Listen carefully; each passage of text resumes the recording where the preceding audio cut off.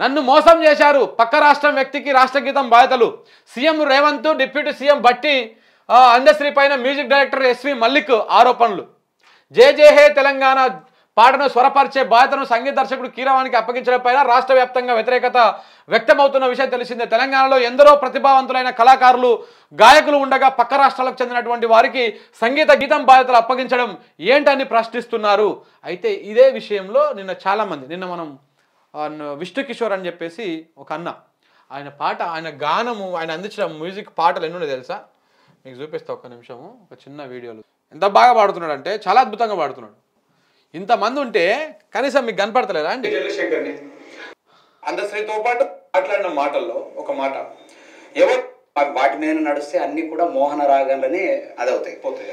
నేను యాక్చువల్లీ అది కీరవాణి గారితో చేస్తారా, లేకుంటే రెహమాన్ గారితో చేస్తారా, లేకుంటే హాలీవుడ్ మ్యూజిక్ డైరెక్టర్తో చేస్తారా అనేటటువంటిది పక్కకు పెడితే, అందశ్రీ అన్న వాస్తవానికి నాకు ఒక 32 సంవత్సరాల నుంచి మా ఇద్దరు మధ్యలో జర్నీ, ఒక దగ్గర వండుకొని ఒక దగ్గర ఉన్నటువంటి వాళ్ళం.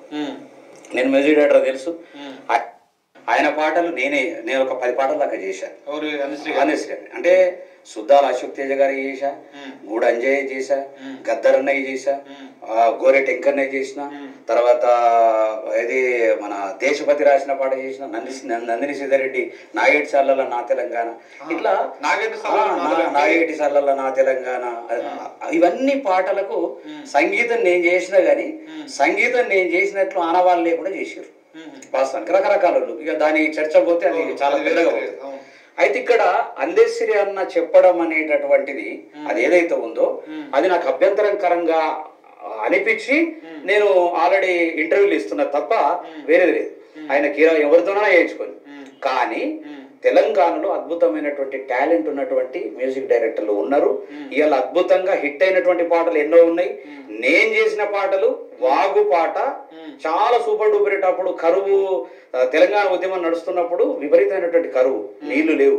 తర్వాత కేసీఆర్ గారు వచ్చిన తర్వాత విపరీతమైనటువంటి వర్షాలు పడి నీళ్లు వచ్చి కాస్త అదైంది, అవన్నీ వచ్చి అదైంది. కాబట్టి అప్పుడు ఆ పాట పెద్ద సూపర్ డూపర్.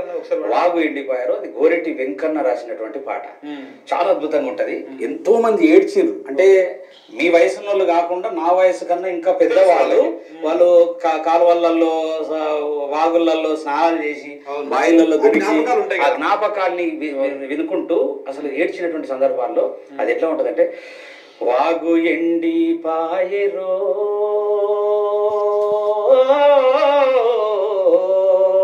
పెదవాగు తడి పెగు ఎండి పాయరా, వాగు ఎండి పాయరో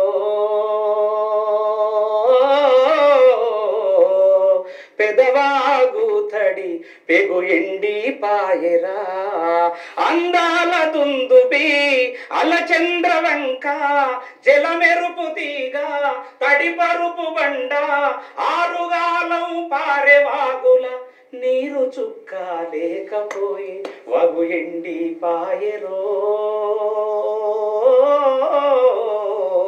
పెదవాగు తడి పెగు ఎండి పాయరా, గంతులేసిన ఇసుక తీరం గరుకు నేలైపోయినాది, దుంకి ఈదిన కయ్యలల్లా కంప సెట్లే మొలిసినాయి, గాలి కూగే రెల్లు పొదల జీవులెండి పోయినాయి, వగు ఎండి పాయరో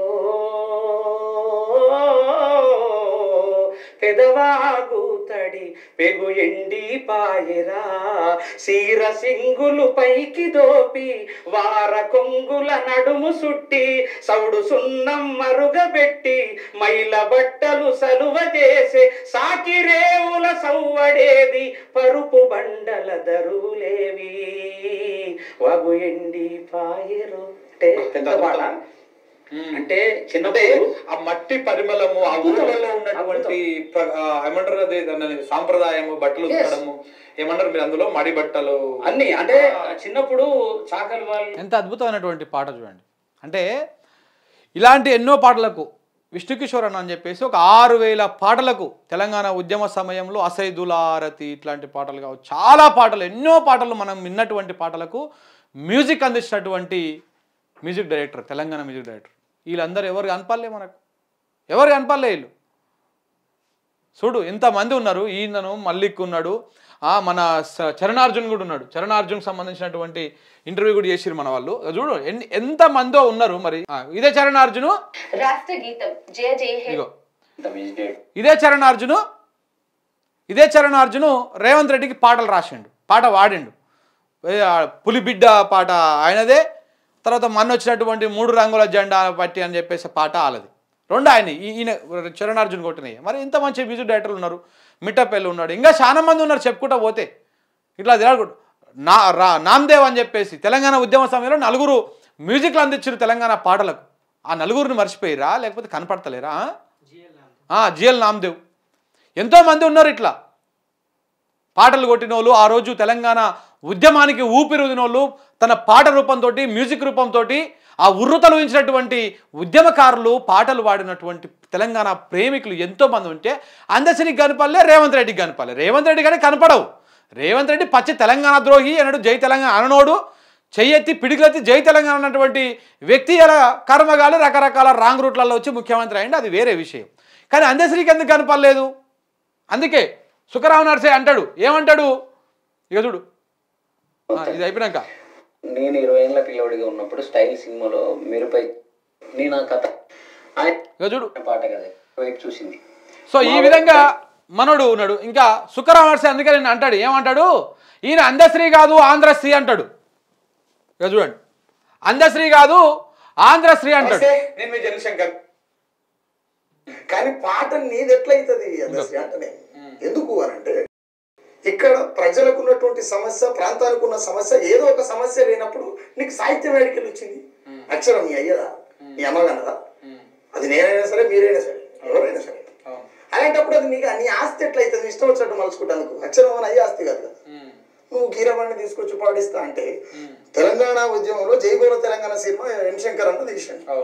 అది మన అందరికి తెలిసిన సినిమా, ప్రతి గడపను ప్రతి గుండెను తాకిన సినిమా. అందులో ఈయన రాసిన పాటే, అందశ్రీ అన్న రాసిన పాటే, జై బోలో తెలంగాణ జన గర్జనలా జడివాన, అద్భుతమైనటువంటి పాట. సాహిత్యం లాఠీలు ఇరిగిన లడాయి మానం అని అంత అద్భుతమైనటువంటి పాట. ఈ తెలంగాణ బిడ్డ అది ఎర్రపాటల స్టార్ అని చెప్పొచ్చు. వందే మాత్రం సీనన్న వాడినిగా. మరి అదే వందే మాత్రం సీనన్న మ్యూజిక్ చేసినటువంటి పాటని, ఆ సినిమాని ఆ సందర్భంలో నువ్వు పాటించినప్పుడు ఇప్పుడు ఎందుకు సీనన్న మనుషులు కొట్టలేదా?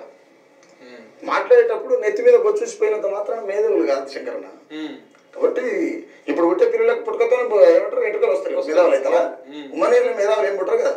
బయటకు వచ్చిన తర్వాత కాలాన్ని చూసుకుంటూ, పరిస్థితులను గమనించుకుంటూ, వాళ్ళు నేర్చుకునే జ్ఞానాన్ని బట్టి మేధావులు అనేటువంటి మాట చెప్పగలుగుతారు. కానీ వయసు పెరిగి నెత్తి మీద 4 ఎంటకలు రాలిపోగానే మేధావులు అని చెప్పి నన్ను మించినోడు లేడు, నేను శిఖరం అంటే, నికరంగా నిలబడినోడు శిఖరం ఎట్లయితాడు? నికరంగా నిలబడే సోయింది అందశ్రీ నాకు. అంటే ఇప్పుడు అందశ్రీ కోణంలో నేను కొన్ని క్వశ్చన్లు అడుగుతాను అన్న, చెప్పండి. ఇప్పుడు ఆయన ఒక పాట రాసిండు అట్లా. సో కాబట్టి నువ్వు ఎవరితోని వాడిస్తావు? ఇప్పుడు ఒక ఆంధ్ర ఆయనతో వాడిస్తున్నావు, మ్యూజిక్ కొట్టిస్తున్నావు. మరి అది వినాల్సిన వాళ్ళు ఆంధ్రోళ్ళు వింటరా? తెలంగాణ రాష్ట్ర గీతాన్ని ఆంధ్రోళ్ళు వింటరా? వాళ్ళకేం అవసరం అది? మళ్ళా మా తెలంగాణ బిడ్డలే కదా వినాలి.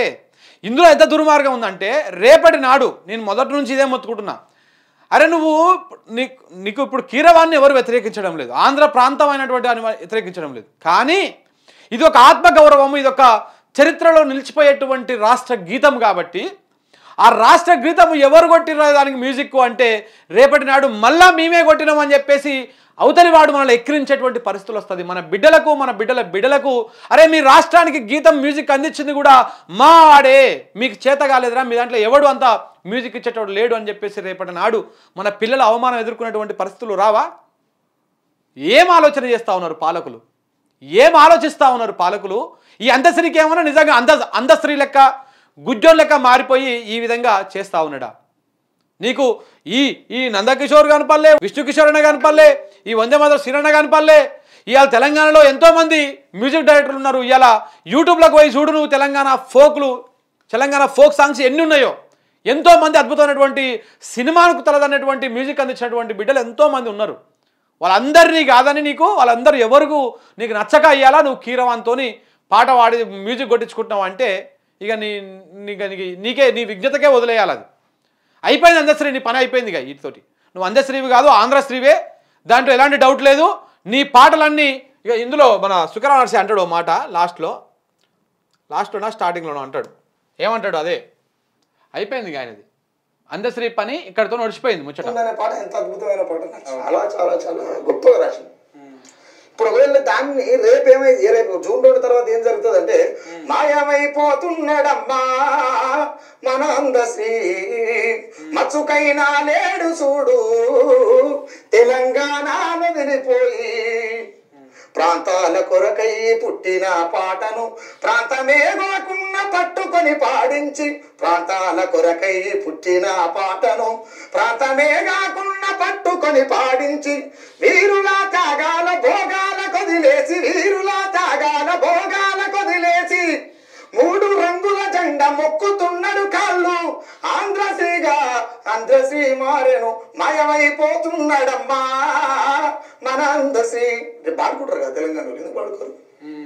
మాయమైపోతుందనే పాట ఎంత అద్భుతమైన. అయిపోయినా అందశ్రీ అర్థమవుతుంది కదా బిడ్డ, నువ్వు ఏ పాటని పట్టుకొని నువ్వు సాహిత్యాన్ని పట్టుకొని పైకి వచ్చినావో అదే పాట నీకు ఇప్పుడు తూటాయి కుచ్చుకుంటా ఉంటుంది. ఇక నుంచి నీకు మాట్లాడే అవకాశం లేదు.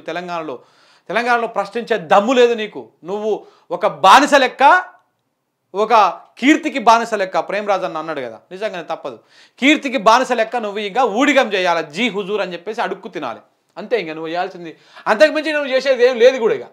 సో కాబట్టి ఎంతోమంది మ్యూజిక్ డైరెక్టర్లు ఉన్నారు, ఎంతోమంది ఉన్నారు.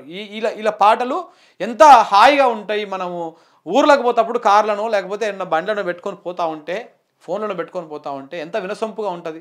సినిమా పాటలనే కాసేపు పెట్టిన తర్వాత బోర్ వస్తుంది, అది మార్చేస్తాం. కానీ ఈ ఫోక్ కానీ తెలంగాణ కల్చర్లో ఉన్నటువంటి పాటలు కానీ ఎంత వినసొంపుగా ఉంటాయి. అంత మంచి మ్యూజిక్ అందించినటువంటి కళాకారులు, మ్యూజిక్ డైరెక్టర్లు బోచ్చేడు మంది ఉన్నారు తెలంగాణలో. వీళ్ళందరినీ కాదని మోతవారి నువ్వు పోయి కీరవాన్తో చేపించుకో. నువ్వు కీరవాన్ పెట్టుకొని ఓ రూమ్లో కూర్చొని లేకపోతే బాత్రూంలో కూర్చొని, ఇద్దరు పక్కన కూర్చొని ఇన్కోరు మ్యూజిక్లు పెట్టుకొని